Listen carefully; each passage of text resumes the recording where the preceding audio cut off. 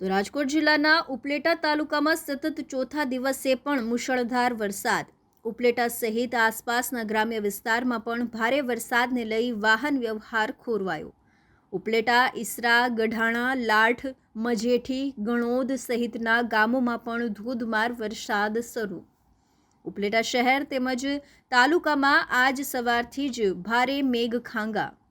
વહેલી સવારથી સમગ્ર તાલુકામાં 2 થી 12 ઇંચ જેટલો મુશળધાર વરસાદ વરસ્યો. ભારે વરસાદના કારણે નીચાણવાળા અનેક વિસ્તારોમાં પાણી ભરાયા. ઉપલેટાની ટીજે કન્યા શાળામાં પણ વરસાદના પાણી ઘૂસી જતા વિદ્યાર્થીઓ પરેશાન.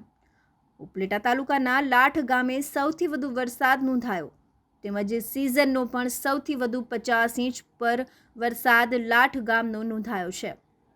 લાઠ ગામે 3 કલાકમાં 12 ઇંચ જેટલો વરસાદ પડતા વાહન વ્યવહાર સદંતર બંધ થયો.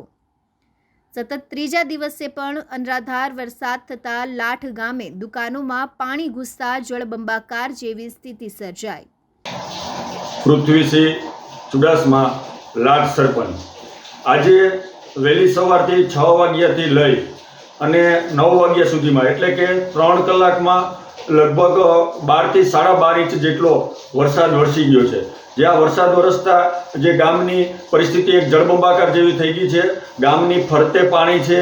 વાહન વ્યવહાર પણ અત્યારે હાલમાં અમારે બંધ થઈ ગયેલો છે અને લોકો એક ગામથી બીજા ગામ જઈ શકતા નથી. અને જે અમારા વિદ્યાર્થીઓ જે ભણવા માટે ઉપલેટા ગયેલ છે તે ઉપલેટા રહી ગયા છે. જે માણાવદર સાઈડ ભણવા ગયેલ છે તે એ સાઈડ અમે સ્ટેન્ડ બાય કરવામાં આવ્યા છે. અને અહીંયા જે મજૂર લોકો છે એ મજૂર લોકોને પણ અમે વાડી વિસ્તારમાં જ સ્થળ ઉપર રહેવા અને ક્યાંય અવર જવર ના કરવી એવી સૂચના પણ આપવામાં આવી છે. તેમજ જે ગામના બસ સ્ટેન્ડ ચોકમાં જે આવતી દુકાનો છે એ દુકાનોમાં પણ હાલમાં પાણી ઘૂસી ગયા છે અને ઘરમાં પણ પાણી આવી જવાની તૈયારીમાં છે.